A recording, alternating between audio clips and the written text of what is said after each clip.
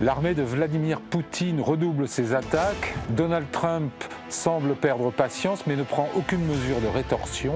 Alors où en est-on du projet américain de rétablir la paix en Ukraine? Trump se fait-il balader par Poutine? Y a-t-il un rôle à jouer pour les Européens? Quelles sont les alternatives si la négociation n'a pas lieu? De tout cela, nous débattons ce soir dans le club Le Figaro International.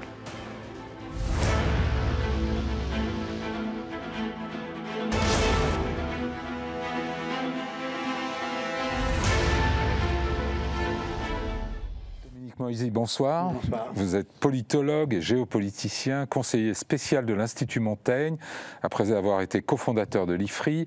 Vous êtes chroniqueur pour de nombreux titres français et anglo-saxons. Vous avez enseigné au King's College de Londres, à Harvard, à Sciences Po Paris, à l'École des hautes études en sciences sociales, et j'en passe. Vous êtes l'auteur de plusieurs classiques et votre dernier livre, Le triomphe des émotions, la géopolitique de la peur, entre peur, colère et espoir, a reçu le prix Vauban en 2024. Tatiana Kastueva-Jean, bonsoir. Bonsoir. Vous êtes politologue, spécialiste de la politique intérieure et de la politique étrangère russe, directrice du centre Russie-Eurasie de l'IFRI. Vous êtes notamment l'auteur de La Russie de Poutine en 100 questions aux éditions Talendier. Laure Mandeville, bonsoir. Bonsoir. Vous êtes grand reporter au Figaro, ancienne correspondante à Moscou et Washington. Vous publiez chaque semaine une page de débat autour du monde dans le Figaro et votre dernier livre s'intitule Quand l'Ukraine se lève, co-signé avec Constantin Sigoff chez Talent Éditions. Patrick Saint-Paul, bonsoir. Bonsoir Philippe. Vous êtes le rédacteur en chef du service international du Figaro, ancien correspondant à Jérusalem, Berlin et Pékin et auteur de nombreux reportages en Ukraine depuis le début de la guerre en 2022. Alors, que se passe-t-il entre Donald Trump et Vladimir Poutine? Il semblerait que le Russe résiste à l'Américain. Poutine ne veut rien céder, Trump voulait un cessez-le-feu inconditionnel. Même ça, c'est un pont trop loin. Pourquoi résiste-t-il à la simple demande d'une trêve? Tatiana Kastueva-Jean. Parce que Vladimir Poutine a des objectifs très précis, qu'il ne cesse d'étaler par écrit et oralement. Il ne veut pas dévier d'un iota. Il estime qu'il va y arriver, soit d'une manière militaire, soit d'une manière diplomatique. Il y a plusieurs voies pour y arriver, mais ces objectifs-là, il ne veut pas céder. Et pour lui, la crainte qu'il exprime, c'est que le cessez-le-feu profitera surtout à l'Ukraine, que les alliés européens et probablement américains vont continuer à armer, que cela va jouer contre lui. Lui aussi, il va continuer à s'armer pendant une trêve. Mais bien sûr qu'il va continuer à s'armer pendant la trêve. Mais néanmoins, en fait, il met d'emblée les conditions maximalistes déjà pour le cessez-le-feu. Il met déjà les conditions qui devraient et pourraient faire objet de la négociation ultérieure. Donc il dit, tant qu'on ne répond pas à mes exigences, je n'avance pas. Et donc là, en ce moment, on est dans des spirales de cette négociation où Vladimir Poutine prépare un mémorandum qu'il va soumettre aux Ukrainiens, à l'approbation des Ukrainiens, et on peut tout à fait supposer déjà la suite. De toutes les manières, il n'y a pas de raison. Il va réitérer ses demandes. Bien sûr, il va réitérer les demandes vis-à-vis de l'Ukraine, qui sont les mêmes depuis le début de la guerre. Il expose, même pas depuis le début de la guerre, mais bien, ça date de la période d'avant, décembre 2021, il y avait déjà ce type de mémorandum où Vladimir Poutine exposait ce qu'il souhaitait en Ukraine. Et c'est exactement ça qu'il va réitérer d'une manière ou d'une autre. On va venir sur le fond des choses, mais Laure Mandeville, Poutine voulait se réconcilier avec Trump, semble-t-il. Pourquoi ne lui fait-il même pas le cadeau d'une trêve? Parce que ce n'est pas sa priorité de se réconcilier avec Trump. Je crois que sa priorité, on la connaît. Et Trump l'a dit lui-même. Il a dit, après sa conversation avec Poutine, Poutine veut tout. Il a dit ça à ses alliés européens dans une conversation téléphonique. Et je crois qu'enfin, il a dit quelque chose de juste sur la Russie, c'est qu'en fait, il y a un hiatus, et je dirais une contradiction, un gouffre absolu entre ce que propose Donald Trump, qui propose en réalité un retour à quelque chose de normal. Il dit mais ça serait logique qu'on établisse ces bonnes relations, qu'on fasse du business, et il est prêt à s'asseoir sur énormément de revendications de l'Ukraine, ou même sur la question de la justice. Donc, il était prêt à donner énormément à Poutine en échange de ce cet miraculeux rapprochement qu'il aurait arraché par la seule force de ses bonnes relations. l'Occident dans ce rapprochement? Mais ce qui est intéressant, c'est que Poutine a d'autres objectifs. Poutine pense qu'il peut tout avoir. C'est-à-dire que Poutine, d'abord, il est ce qu'on ne comprend pas, on continue à ne pas comprendre en Occident, on ne le prend pas au sérieux. En fait, Poutine n'est pas du tout dans un projet de réconciliation avec les États-Unis, il est dans un projet de confrontation fondamentale avec l'Occident, il est dans un projet de revanche qui se décline à la fois par une revanche impériale, il veut revoir en fait tout l'équilibre post-91 et il veut en plus se confronter à l'Occident, se venger de l'Occident, humilier l'Occident et changer l'ordre imposé par l'Occident, l'ordre du droit et donc il veut tout casser. Dominique Moisy, et il pense que Trump l'aidera. Voilà. Votre point de vue là-dessus, est-ce que c'est Trump qui s'y est mal pris? Est-ce que c'est une mauvaise analyse des ambitions de Poutine? Parce que si Poutine n'a rien à faire des amabilités de Trump, il pouvait le montrer dès le début et ne pas perdre 2 heures au téléphone avec le président américain. Il y a une ambiguïté, non, dans le comportement Non, je crois que Laure l'a très bien expliqué. C'est pas Trump qui s'y est mal pris. C'est qu'il ne comprenait pas les intentions de Poutine. Alors je crois qu'il y a 2 choses qui sont essentielles aujourd'hui. La première, c'est que Poutine est convaincu que le temps joue en sa faveur, que l'élection de Donald Trump a été un cadeau des dieux pour lui et qu'il progresse sur le terrain avec ses troupes. Et comme un fruit mûr, l'Ukraine, à un moment donné, va tomber. Donc ce qu'il attend, en réalité, c'est une capitulation de l'Ukraine. Et comme il considère que l'Amérique, en fait, n'est pas prête à prendre le parti de l'Ukraine, et que l'Europe est trop faible pour se substituer à l'Amérique, eh bien, il n'a qu'à attendre. Et, donc Trump est un cadeau des dieux parce qu'il va lui céder l'Ukraine. Parce que, c'est comme ça que vous parce qu'en réalité, Trump, la question des valeurs ne l'intéresse en rien. L'idée que l'agresseur peut l'emporter sur l'agressé, l'idée que la force peut l'emporter sur le respect du droit, ce sont des questions qu'il n'intègre pas, qui n'entrent pas dans son schéma intellectuel. Oui. Alors que la chose est très claire. Poutine, dès le début, entend que l'Ukraine devienne une nouvelle Biélorussie, que dans un premier temps, le drapeau ukrainien peut flotter à Kiev, mais que les décisions sont prises à Moscou, comme dans le cas de Minsk, elles sont prises à Moscou. Mais à vous entendre tous, on pourrait s'épargner cette espèce de ballet diplomatique qui, d'après ce que vous dites, ne rime à rien, puisque Poutine veut aller au fond des choses. Peut-être Patrick Saint-Paul, Donald Trump a quand même mis sur la table énormément de concessions dès le début. Sans aucune contrepartie de la part de Poutine. Sans demander aucune contrepartie à Poutine. Donc il y a quand même un dialogue diplomatique, il y a quelque chose. Oui, mais il y a une chose qui est évidente et qui est ressortie de cette conversation, ou en tout cas des bribes qu'on a transmis Trump à ses alliés, c'est qu'il veut tout, comme le disait Laure, mais aussi il pense qu'il est en train de gagner la guerre. Ça c'est ce que Trump a dit dans sa conversation au chef d'État européen. Et on voit en fait que tout indique qu'il n'est pas prêt à négocier et qu'il pose ces questions, ces conditions maximalistes, parce qu'il met tout en place pour poursuivre la guerre. On voit qu'aujourd'hui, les usines russes peuvent fabriquer 100 drones par jour et qu'il a donné des ordres pour en fabriquer 500 dans un délai de 1 à 2 mois. 500 par jour.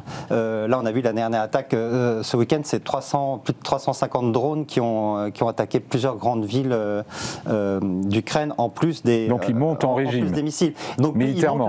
Il monte le régime. Là, il a fait des attaques sans précédent et il montre bien qu'il est prêt à continuer la guerre, et bien qu'il n'avance pas sur le front dans le Donbass. On voit qu'il est aussi quand même en train de préparer des choses à la frontière avec la Biélorussie, et qu'il a toujours en tête l'idée de faire un blitz sur Kiev si possible, en passant par la frontière biélorusse. Tatiana Tatiana Castouet-Vajan, c'est un leurre ce jeu diplomatique? C'est juste pour la galerie? Pas tout à fait. Je pense que Vladimir Poutine ne met pas sur le même plan l'Ukraine et la relation avec les États-Unis. Et pour lui, il faut faire de l'Ukraine un petit problème qui, quel que soit le règlement, ne doit pas empêcher le rétablissement de la relation avec les États-Unis. Et là-dessus, il est presque en phase avec Trump. Oui, tout à fait. Il est sur une ligne de crête où à la fois il ne veut rien lâcher sur l'Ukraine, mais en même temps il ne veut pas fâcher Trump. Il veut qu'il reste dans le jeu, qu'il puisse avancer. Et d'ailleurs, on en parle moins, mais en fait cette négociation, elle est séparée en plusieurs dossiers. Et le dossier de la relation bilatérale, du rétablissement de la relation consulaire, diplomatique, des relations économiques avance à bas bruit, sous les radars, indépendamment du dossier sur l'Ukraine. Mais le sujet est quand même, est-ce que Vladimir Poutine, à un moment, ne va pas, dans sa politique, être contre-productif et s'aliéner Trump, empêcher ce retour de la relation bilatérale, car... Et pour l'instant, il va quand même assez loin dans la défense de ses intérêts. Il estime qu'il peut le faire. Mais il estime que voilà, qu'il ne perd pas les bonnes grâces de Trump. Il estime qu'il a tous les atouts sur le terrain militaire, que pendant que la négociation diplomatique patauge, lui, il prépare probablement l'offensive de l'été pour prendre encore plus, parce que désormais, il est question non seulement de l'annexion des 4 régions en plus de la Crimée, mais aussi de la création de la zone tampon. Et c'est la zone qui va au-delà des régions qu'il a annexées et qui figure. Il faut craindre une offensive. Il faut craindre une offensive russe là. Dans les semaines qui viennent. C'est tout à fait possible. Oui, je pense que dans la tête de Vladimir Poutine, l'économie tient, la société est derrière lui, les élites ne se révoltent pas, et qu'il a toutes les possibilités, lentement, mais grignoter le terrain. Tous les services occidentaux pensent qu'il y aura une nouvelle offensive russe. Tous les 2 jours. Et est-ce que ça fait perdre la face à Trump ou pas? Moi, je pense que pour le coup, Trump, ce qui s'est passé. Pour vous, Poutine balade Trump? Ou ils sont d'accord en fait? Non. Moi je pense qu'il le balade et qu'il vient de lui infliger un camouflet extrêmement violent, puisqu'il y a quand même eu cette négociation et que Trump avait dit il faut qu'on se parle pour qu'il y ait cette possibilité d'ouverture des négociations de paix, etc. Et juste après, il y a cette offensive qui est quand même d'une violence incroyable. Il faut rappeler qu'il y a eu quand même des dizaines de morts en quelques jours. Il y a eu effectivement ces 300 drones et missiles qui ont été lancés. Ça a été très très violent. Et donc, au fond, Trump avait mis sur la table cette négociation et lui, il met sur la table l'escalade. Et donc, il met Trump au défi. Il le défie d'une certaine manière, il le teste. Et donc, Trump aujourd'hui est dans une situation, il est obligé d'agir. Pour l'instant, il n'a fait que parler en disant mais il est devenu complètement fou, etc. Et donc, il est encore, moi je pense, dans il a du mal à enterrer son projet. Pour lui, la réconciliation avec la Russie. Mais pour vous, il va devoir l'enterrer. Il va être obligé, mais regardez ce qui s'est passé dans l'histoire récente des différentes présidences américaines. Tous les présidents américains ont essayé de se réconcilier avec la Russie et d'avoir une bonne relation, de rétablir une sorte de relation. Et tous ont été déçus, pour des raisons différentes. Terriblement déçus pour des raisons différentes. Mais souvenez-vous, le redémarrage de Obama, Bush qui avait vu l'âme de ses yeux. La spécificité de l'affaire Trump, c'est qu'il essaie cette tentative de réconciliation dans une période proprement d'agressivité absolue, où la Russie est encore une fois, dans une crispation anti-occidentale. Il faut voir cette société qui est aujourd'hui mise au garde à vous dans toutes les écoles. Il y a ces mouvements militaires, on leur serine du matin au soir. Il faut voir les nouveaux manuels d'un anti-occidentalisme, mais virulent. C'est une sorte de train qui est lancé vers l'Occident pour se confronter à lui. Et donc s'imaginer qu'on va dénouer ça par le business et les transactions, c'est une erreur majeure. Et je pense que Trump, c'est très difficile à avaler. Et toute la question, c'est est-ce qu'il va se désintéresser du sujet et ne pas voir la dangerosité de cette réalité russe, ou est-ce qu'il va enfin comme l'attendent ses alliés européens et l'Ukraine, décider d'utiliser le slogan qu'il a lui-même mis en avant, de la paix par la force. Tatiana, je voulais rebondir sur l'idée que tous les présidents américains ont commencé par un reset, par l'amélioration de la relation, etc. C'est tout à fait vrai. La différence cette fois-ci, c'est qu'on a quand même Trump qui a une proximité idéologique avec Poutine, qui a la même vision de monde et qui surtout veut une Amérique qui se retire des affaires mondiales. Et il y arrive ou il n'y arrive pas, mais c'est un peu ça l'objectif en fait. Et ça arrange parfaitement Vladimir Poutine. C'est en ça que la situation actuelle, elle est différente. Et tout le sujet, en fait, c'est à quel moment Trump va reconnaître, à mon avis, il se rend compte qu'il se fait balader, mais à quel moment il va le reconnaître, de quelle manière? Est-ce qu'il va dire, le sujet est trop compliqué pour moi, je me retire de ce dossier, je laisse ça aux Européens? Ce qu'il a déjà menacé de faire. Absolument. Oui, est-ce qu'il va dire, et finalement, aux États-Unis, il y a aussi des forces qui poussent en faveur de l'Ukraine. Quand on regarde qu'au Sénat, il y a 80 sénateurs qui sont prêts à voter des sanctions. Voilà, tout à fait. C'est quand même un consensus assez inédit. Donc, il est aussi sujet à ce genre d'influence en interne. Et donc, sa manière de se retirer, est-ce qu'il va complètement couper l'aide à l'Ukraine? Est-ce qu'il va couper aussi l'accès aux renseignements? Est-ce qu'il va continuer à autoriser le transfert des armes qui sont dans les pays tiers vers l'Ukraine? Jusqu'à présent, début mai, par exemple, il a accepté le transfert des HIMARS et d'autres types de missiles de longue frappe vers l'Ukraine. Donc pour l'instant, il n'est pas sorti du jeu. Donc on est tous un peu suspendus. Dominique Moisy, là-dessus, il n'est pas sorti du jeu? Non. Je serais tenté, à ce point de notre conversation, d'élargir le débat. Oui. Vous rappelez la célèbre formule du général de Gaulle: vers l'Orient compliqué, j'allais avec des idées simples. Vers le monde compliqué, je vais avec des idées simplistes. Ça semble être le motto de Donald Trump. Et le monde l'humilie partout. C'est-à-dire qu'au Moyen-Orient, il n'y a pas la paix. En Ukraine, il n'y a pas la paix. Le roi Charles III est au Canada pour soutenir l'indépendance du Canada. Sur le plan tarifaire, la Chine a humilié les États-Unis, il n'y a pas d'autre terme. Et donc il y a un principe de réalité qui est en train de s'imposer, auquel Trump n'est pas prêt. Et là, je crois qu'il y a la nature profonde du président, mais il y a surtout autour de lui un entourage qui est incroyablement faible et qui n'est pas préparé à des défis de ce genre. On rappelle que son émissaire spécial n'a d'expérience que dans la négociation immobilière. Voilà, et donc il y avait hier des gens qui s'appelaient Kissinger ou Brzezinski. Maintenant on a Wettkopf. Je crois que c'est pas tout à fait le même niveau. C'est pas le même niveau. Et donc pour revenir sur la question ukrainienne, en réalité le défi que lui pose Vladimir Poutine suppose que Donald Trump se remette en cause et tout la vision de la diplomatie américaine qui était la sienne. Est-ce qu'il en est capable? Est-ce qu'il est désireux de le faire? Je ne sais pas. Il peut, comme un enfant fâché, vous n'avez pas voulu jouer avec moi, je me retire, je vais jouer tout seul. On va écouter ce qu'a dit Donald Trump il y a quelques jours sur le tarmac de son petit aéroport du New Jersey. I'm not happy with what Putin's doing. He's killing a lot of people, and I don't know what the hell happened to Putin. I've known him a long time, always gotten along with him, but he's sending rockets into cities and killing people, and I don't like it at all.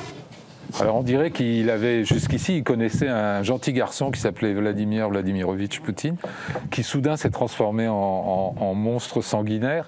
Mais la question c'est, est-ce que Trump lui-même nous balade ? Quand on regarde ce qu'il avait déclaré le 19 mai sur son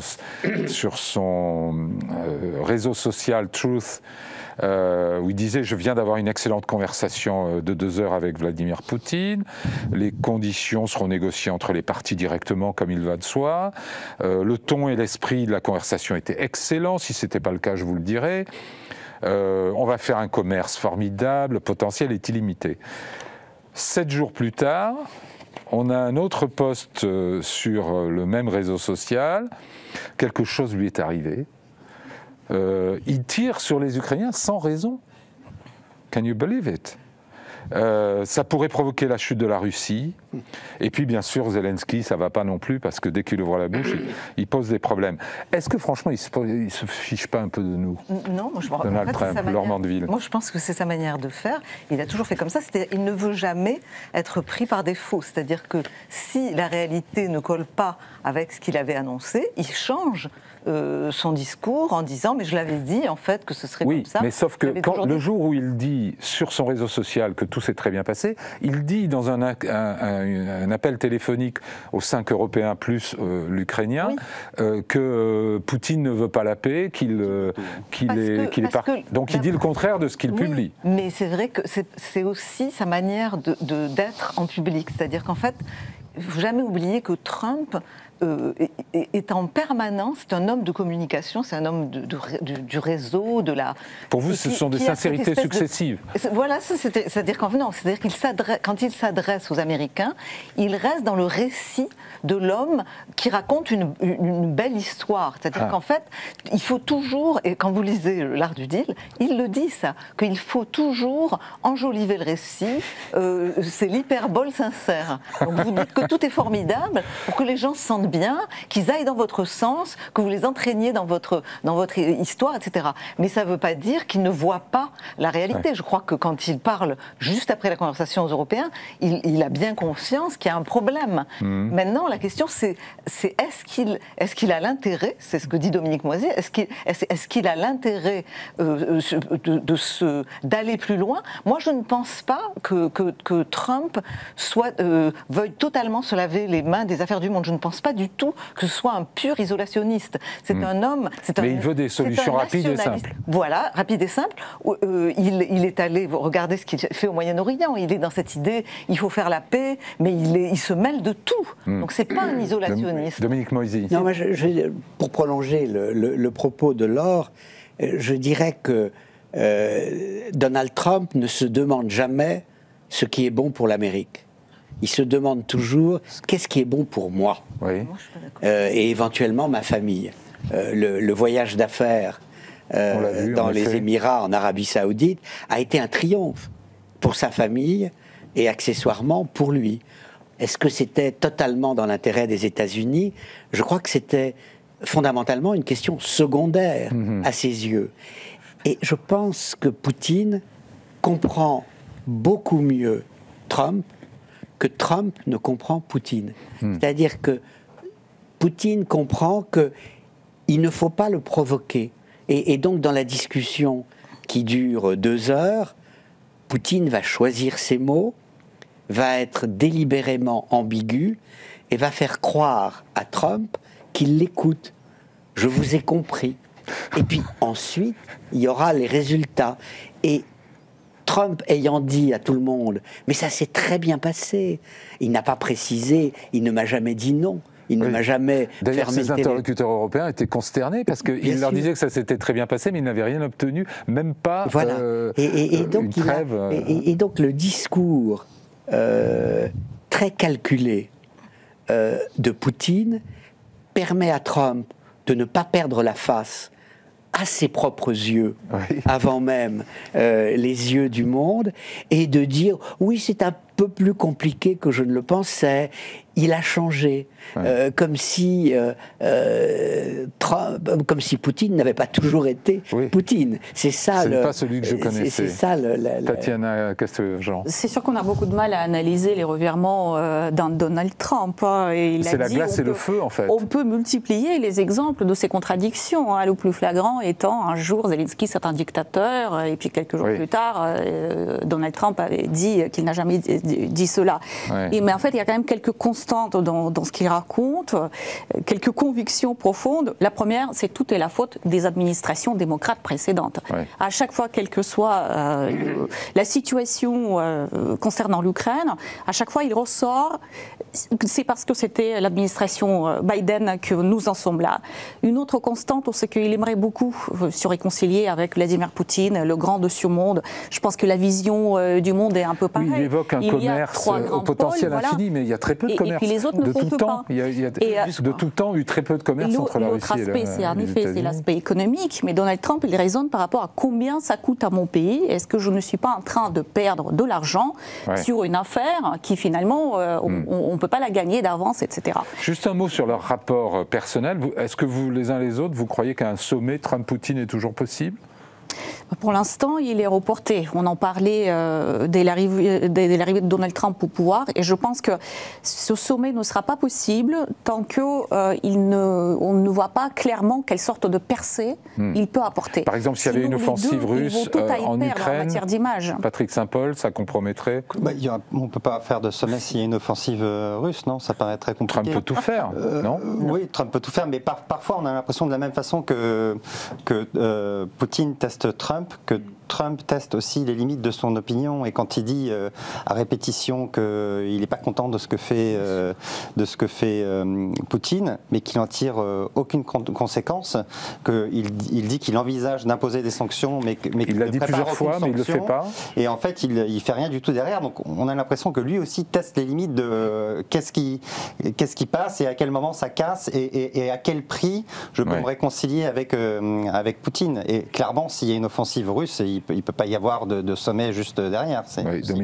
Juste un mot. Dans sa vision mercantile du monde, l'Ukraine est un coût et la Russie un gain potentiel. Je peux faire des deals avec la Russie qui vont me rapporter de l'argent.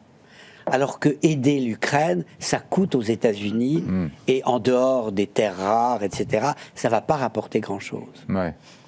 Mais le géopolitique, il ne le calcule pas clairement sur le standing des États-Unis dans le monde. Si après avoir soutenu pendant des années l'Ukraine, ils perdent pied en Ukraine et ils lâchent totalement l'Ukraine et c'est une victoire russe, ça on a l'impression que Trump ne rentre pas dans ses calculs, non? Alors que ce sera, s'il lâche, si c'est une victoire, c'est-à-dire que si Poutine peut avancer et arriver à ses fins, ça sera une catastrophe évidemment pour les États-Unis aussi. Moi, je ne suis pas complètement d'accord avec l'idée qu'il ne voit que son intérêt personnel, celui de la famille. Je pense que c'est sous-estimer en fait le personnage. Je pense que Trump a une vision géopolitique pour vous ? Géopolitique, et surtout il a une vision de ce qu'il pense être. Je ne dis pas de ce qui est, mais de ce qu'il pense être l'intérêt national, et que c'est absolument central dans sa vision. C'est vrai qu'il est quand même parfois difficile de distinguer entre l'intérêt personnel et l'intérêt national. Oui, bien sûr. Il y a tout un aspect même de corruption ouverte qui est présent aujourd'hui dans ses affaires, dans sa relation au Qatar, à l'Arabie Saoudite, etc. Mais ce que je veux dire par là, c'est que réduire Trump à l'idée d'un égoïsme purement personnel où il ne tenterait pas de défendre l'intérêt national, ça me paraît faux. Je crois que le nationalisme de Trump, on peut juger qu'il a une très mauvaise façon de défendre cet intérêt, mais je pense que c'est très très présent, et c'est une des raisons d'ailleurs pour lesquelles son électorat, qui pense ça aussi, a voté pour lui. Alors dans cette situation, que peut faire l'Europe ? Question brutale. L'Europe, on voit quand même beaucoup plus d'activisme qu'avant par rapport au positionnement dans cette négociation, beaucoup d'initiatives que parfois Vladimir Poutine raye écarte d'un revers de main. Bien sûr, c'est exactement ce qu'on a vu. Il ne veut pas que l'Europe se mêle de ce contentieux. Par l'Europe et par l'Ukraine. Vladimir Poutine, en face, fait une proposition complètement différente qui met à plat toute la négociation précédente. Et l'Europe vient d'adopter le 17e paquet de sanctions qui touche notamment la flotte fantôme. Ça, on peut discuter si... la flotte fantôme, il faut expliquer, ce sont les bateaux vers lesquels sont transvasés les hydrocarbures russes sous des pavillons. Du Gabon, Libéria, etc. Du coup, et qui, en fait, transportent le pétrole russe qui ne respecte pas ce qu'on appelle le price cap, donc le prix du pétrole auquel les Russes peuvent vendre, le plafond de $60 le baril. Donc ça, c'est tout le sens des dernières sanctions, auxquelles s'ajoutent des sanctions individuelles, etc. Mais bon, les sanctions, on en parle depuis février 2022, et on ne peut pas dire qu'elles aient beaucoup entravé la guerre de Poutine. les calculs économiques ne vont pas changer les calculs stratégiques et géopolitiques de Vladimir Poutine. Il estime que l'économie s'adapte et qu'il a de la marge de manœuvre là-dessus. Mais vous avez répondu à une interview sur ce sujet il y a quelque temps et vous disiez en fait il y a deux écoles. Il y a ceux qui pensent qu'il peut tenir un an et puis d'autres qui disent qu'il peut tenir 4-5 ans. L'économie russe. Pourquoi c'est très difficile de prévoir cela et de prédire ce qui va se passer exactement? L'économie russe est une économie de rente. Elle dépend beaucoup du prix du pétrole. Et donc, qui peut prédire aujourd'hui quel sera le prix du pétrole? Il est en train de baisser parce que le groupe de l'OPEP+, révise à la baisse ses propres limites pour contraindre la production. Donc, le prix baisse quelque peu. Mais il y a d'autres facteurs qui rentrent en considération, notamment si le prix il est beaucoup trop bas, cela risque de handicaper les producteurs nationaux aux États-Unis même. Et du coup, il y a un mouvement de balancier, le prix va revenir un petit peu à la hausse. Donc, c'est le facteur qui définit en fait l'état de l'économie russe, le facteur central. Puis il y a d'autres facteurs. Par exemple, si Vladimir Poutine prépare une offensive et décide d'augmenter les dépenses militaires, l'économie russe depuis le début de l'année montre beaucoup plus de signes de fragilité que ce n'était le cas en 2023 et en 2024, où quand même il y avait la croissance économique de 4,3%. Là, c'est plus tout à fait la même chose. Donc, s'il décide d'augmenter, ça peut mettre à mal vraiment l'économie russe. Donc ça, on a du mal à prédire les actions des uns et des autres. On voit très très bien les points de fragilité, mais il y a quand même un point d'interrogation sur jusqu'où ça peut aller. Est-ce que les Européens ont un rôle à jouer diplomatique à ce stade? Décisif. Dominique Moisy. Décisif, parce que en fait, l'Amérique s'est psychologiquement retirée du jeu.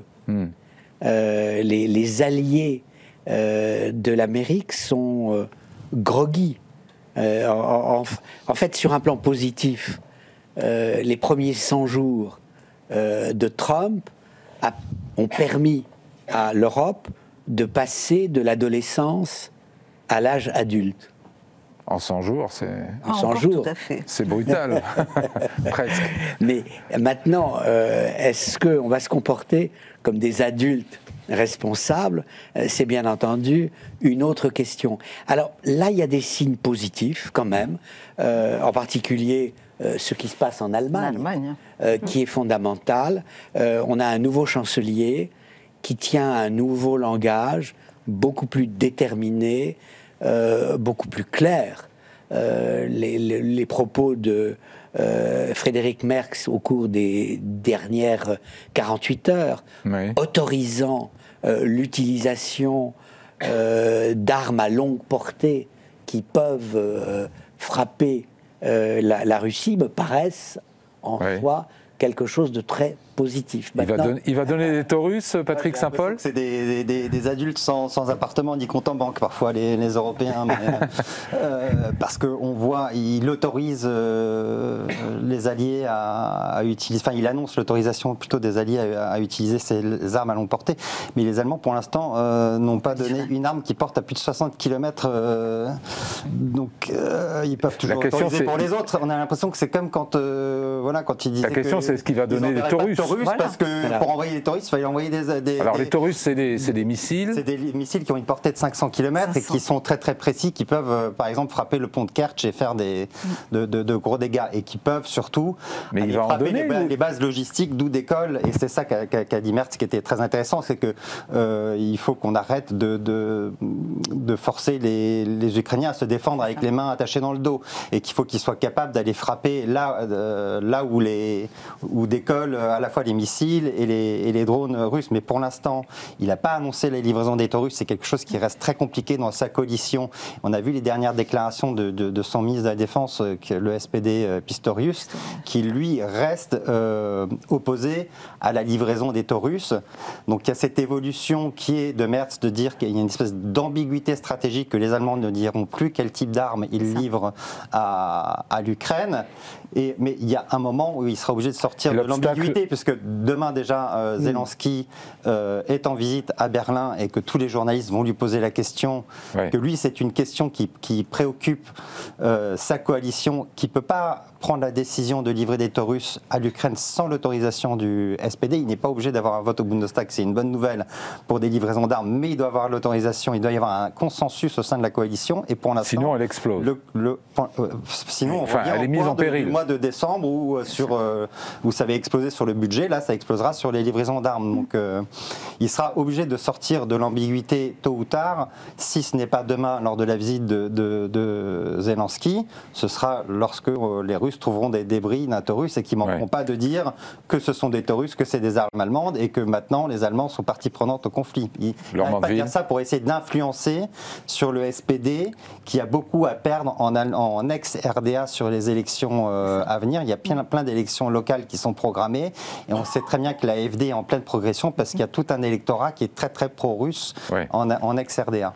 Je dirais que d'abord que l'Allemagne c'est un élément absolument clé pour cette Europe qui essaie d'émerger, parce que l'Allemagne, malgré les problèmes économiques qu'elle a, c'est quand même la puissance économique de l'Europe. Et sans la puissance économique allemande, si cette puissance économique allemande n'est pas mise à disposition de ce réarmement européen que dans les mots tout le monde appelle de ses voeux, mais qui en réalité n'est toujours pas véritablement visible, c'est pour ça que c'est tellement important. Le deuxième élément sur l'Allemagne, c'est que l'Allemagne a été tellement liée aux États-Unis que c'est très difficile pour les Allemands de penser de manière autonome qu'ils vont devenir une locomotive ou un des éléments de cette locomotive européenne avec ce fameux quatuor avec la Pologne, la Grande-Bretagne et la France.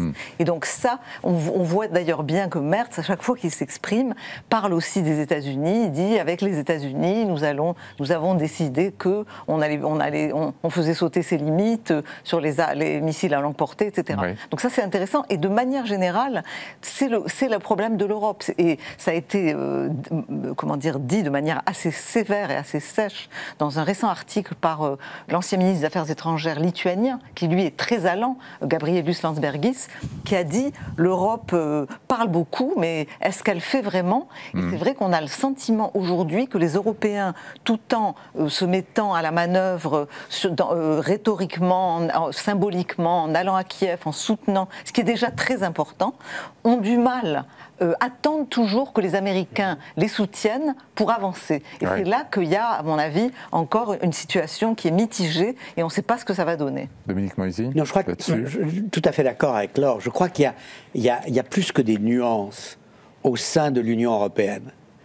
Il y a ceux qui sont dominés par la nostalgie de la période d'avant Trump et qui attendent le retour du grand frère protecteur. Ils se disent, cette parenthèse, elle ne va pas durer, on va revenir à des fondamentaux beaucoup plus classiques, parce qu'en réalité, on ne sait pas faire sans l'Amérique. Et puis, il y a ceux derrière Emmanuel Macron qui disent mais non, c'est l'occasion de trouver notre autonomie stratégique. Nous ne pouvons pas dépendre d'un pays aussi peu fiable, reliable, et le mot anglais. Et là, on fait appel plus encore à ce qui se passe à l'intérieur de l'Amérique qu'à la politique étrangère de l'Amérique. Regardez comment il traite la science, regardez comment il se comporte par rapport au droit et à la démocratie. Nous ne pouvons plus dépendre d'un pays qui est un danger pour lui-même et pour la cause démocratique. Nous devons, juste d'un mot, nous devons constituer autour de l'Europe un bloc de la raison. Et un bloc de la raison que rejoindraient les déçus de l'Amérique, que sont le Japon, le Canada, l'Australie. Il ne s'agit pas de dire ils vont devenir membres de l'Union européenne, mais regardez... C'est l'OTAN sans les États-Unis. Regardez ce qui vient de se passer sur le plan électoral au Canada et en Australie. Il y a eu un effet anti-Trump. Des candidats qui devaient être battus l'ont emporté parce que les électeurs se sont dit c'est plus possible de compter sur cette Amérique. On va écouter ce qu'a dit Emmanuel Macron hier, à la première étape de son voyage en Asie, sur ces questions Ukraine-États-Unis.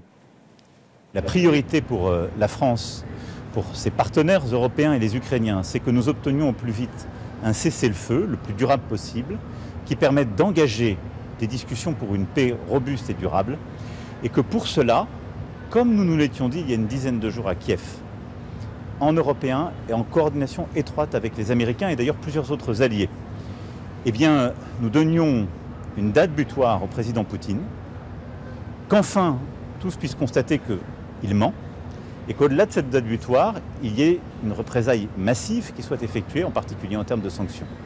Alors, est-ce qu'on est dans une vision réaliste, Patrick Saint-Paul? Trump ment, Poutine ment, Trump va s'en rendre compte, il va passer des paroles aux actes. C'est la stratégie qu'ont concocté les Européens avec Zelensky depuis plusieurs semaines, c'est-à-dire Mais le président français qui est censé Poutine, et ensuite de faire le pari que les Américains changeront leur fusil d'épaule. Mais le problème, c'est que tant que les Européens ne s'organisent pas eux-mêmes, ils n'ont aucune garantie que Trump reviendra au secours et qu'il leur donnera toutes les armes nécessaires et qu'il tirera les conclusions de la prise en défaut de Poutine. Tatiana Castoué-Vajan, on a l'impression qu'en fait, même le président français redoute avant tout que les États-Unis quittent la table. Bien sûr qu'ils redoutent. Et les Européens, en fait, ils mènent une double politique, à la fois sur qu'est-ce qui se passe si Trump s'en va, travailler sur l'autonomie stratégique, mais de retenir aussi par la manche sur Trump qui veut abandonner l'Europe à son sort. Quand on voit, par exemple, tous les projets que Emmanuel Macron élaborait pour envoyer une sorte de force de réassurance, cela a été appelé, en cas de trêve, en Ukraine, oui, voilà. Des garanties de sécurité. Il espérait quand même, et ça a été clairement dit, que les Américains devraient aussi rester, mais en troisième rideau, troisième ligne de défense en quelque sorte, avec les Ukrainiens en premier, les Européens en deuxième, et les Américains d'une manière ou d'une autre. Donc c'est vrai qu'en Europe, l'idée de faire complètement son chemin sans les États-Unis, c'est pas encore complètement accepté. Donc on travaille sur les deux, sur l'autonomie. Est-ce que c'est pas ça la stratégie de Poutine, de pousser Trump à se désintéresser du sujet et de n'avoir en face de lui que l'Ukraine et l'Europe? Exactement, tout à fait. Je crois que Philippe, vous mettez le doigt sur le sujet, je crois, son calcul, c'est-à-dire, puisqu'il veut proposer un nouveau mémorandum, il ne serait pas étonnant de voir émerger un mémorandum qui ait l'apparence d'une ouverture pour Trump, mais qui soit en réalité inacceptable, et donc qui fasse que Trump dise « Ah bon, vous ne voulez pas prendre ? Eh bien, dans ces cas-là, moi je retire mes billes, j'en ai marre », et que du coup, l'Europe se retrouve face à face avec cette menace russe, ce problème russe. Et c'est vrai qu'il faut dire que quand vous lisez aujourd'hui les idéologues russes et ce qui est dit sur l'Europe par les stratèges style Karaganov, qui a été pourtant l'interlocuteur j'imagine, de Dominique Moisy et de beaucoup d'autres stratèges européens pendant toute la période, d'ailleurs pré-perestroïka puis post-perestroïka, et qui dit des choses absolument monstrueuses sur l'Europe aujourd'hui, où il dit carrément ouvertement, il faut casser le dos de l'Europe, comment dire, la dompter. Elle ne mérite que ça, cette Europe qui nous a trahis. Il y avait aussi un papier des services de renseignement militaire qui décrivait l'Europe comme le foyer permanent du fascisme, contre lequel les États-Unis et la Russie se battent ensemble. Oui. Non, je crois qu'il y a trois choses. La première, en fait, c'est une banalité totale, mais pourquoi, ad vitam aeternam, 500 millions d'Européens devraient compter sur 350 millions d'Américains pour résister à 140 millions de Russes? Ça n'a pas de sens. C'est Donald Tusk qui a dit ça. Mais c'est tout à fait, ça me paraît... C'est arithmétique. Ça me paraît d'une logique profonde. Et donc le problème n'est pas dans ces chiffres, il est dans le calendrier. Oui. Je crois que même si nous réalisons cela, ça prendra du temps. Ça prendra du temps. Alors ça, c'est le premier point. Oui. Le deuxième point, c'est qu'il y a chez les Russes qui ont eu le sentiment d'être humiliés par le monde occidental, en particulier dans les années 90, après la chute de l'URSS, les années Yeltsin, une volonté de revanche. Volonté de revanche sur l'humiliation qu'ils se sont infligés à eux-mêmes, que nous n'avons pas qu'ils imputent aux Occidentaux, au camp occidental. Voilà. Moi, je me souviens d'une période en 95 où on définissait au plan occidental ce que devait être la stratégie à l'égard de la Russie, et les termes utilisés étaient les suivants. Intégrons la Russie si nous le pouvons. Contenons-la si nous le devons.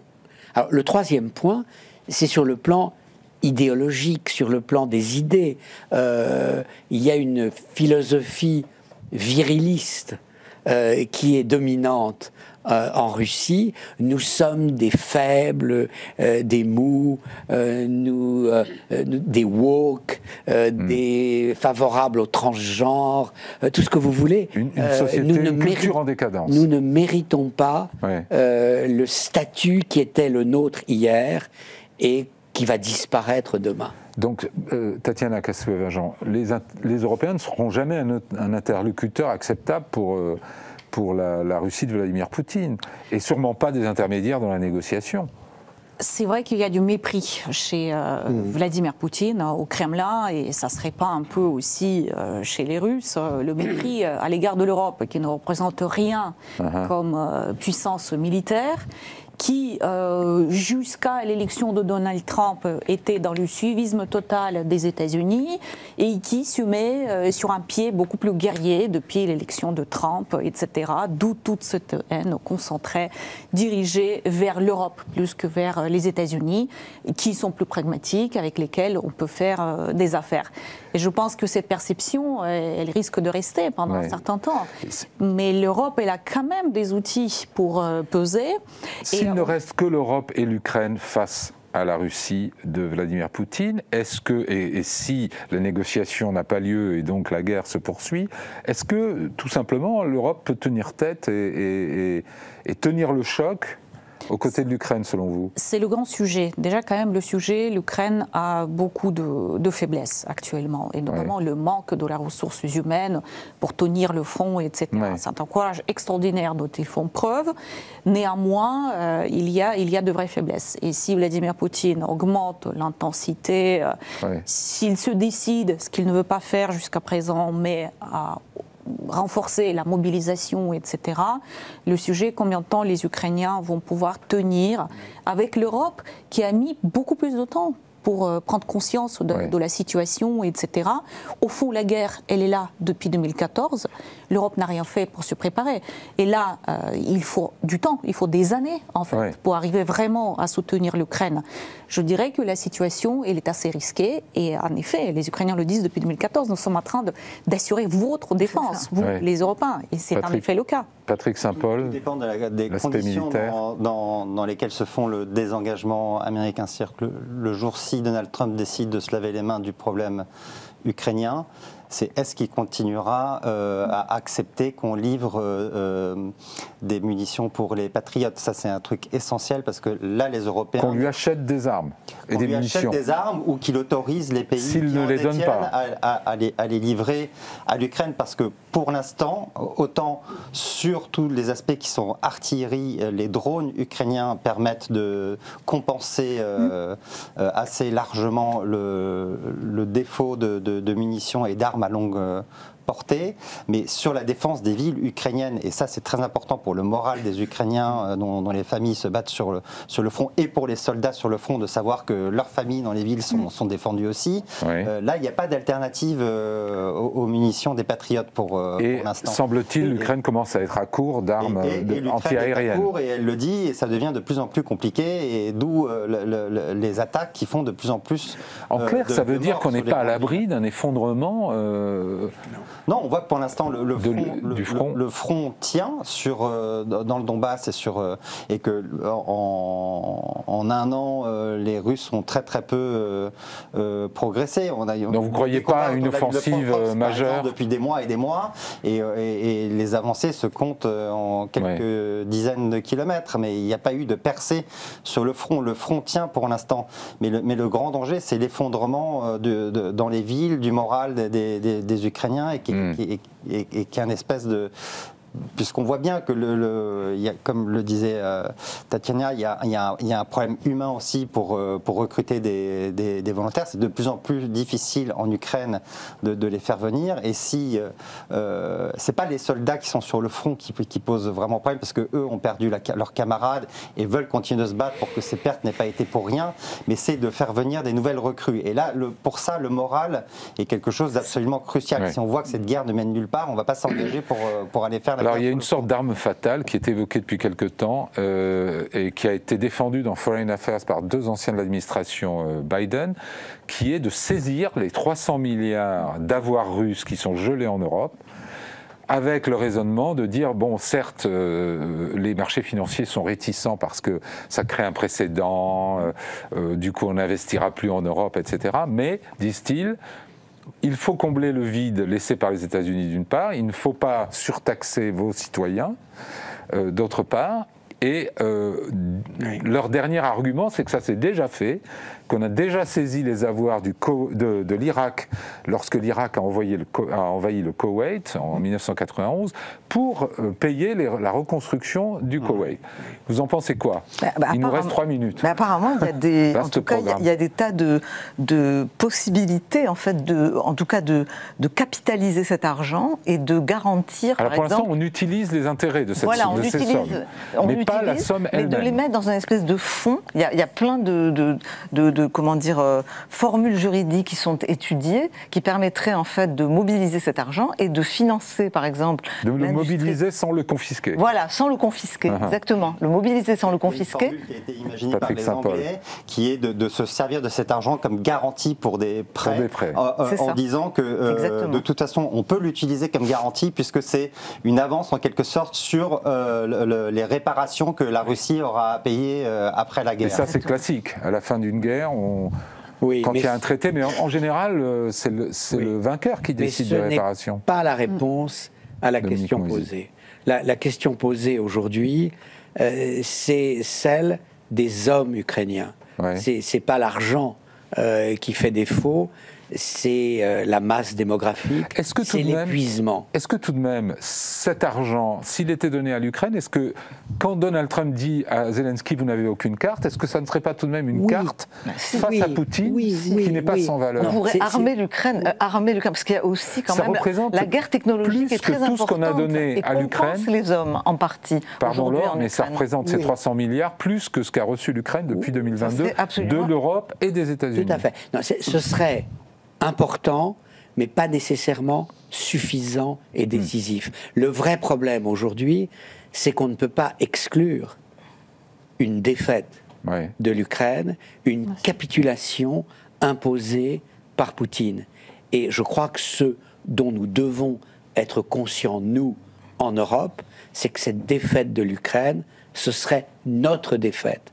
La capitulation de l'Ukraine, ce serait un encouragement donné à la Russie pour aller plus loin. La défaite de l'Ukraine, c'est une défaite pour l'Europe. Est-ce qu'on doit voir la Russie comme une menace existentielle? Beaucoup de gens pensent que c'est loin et que ça n'est pas une menace imminente sur les Européens. Tant qu'au Kremlin, il y a un régime qui estime que l'Occident et l'Europe sont des ennemis, on voit bien le résultat que cela produit. Nous sommes déjà la cible d'une guerre hybride qui bat son plein sur tous les plans. La guerre informationnelle, les sabotages, les subversions, des meurtres des personnalités d'opposition et des hommes politiques. On a vu le PDG de Rheinmetall, il y a eu une tentative d'assassinat. Donc ce genre de choses...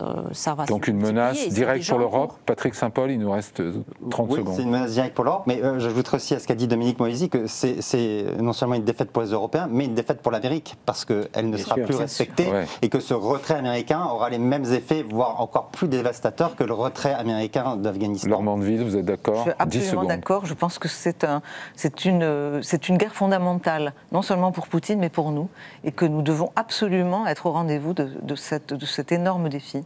Bon, merci à tous les quatre. Tonalité un peu grave, bien sûr. Merci à vous de nous avoir suivis. Je vous souhaite une très bonne semaine. À la semaine prochaine.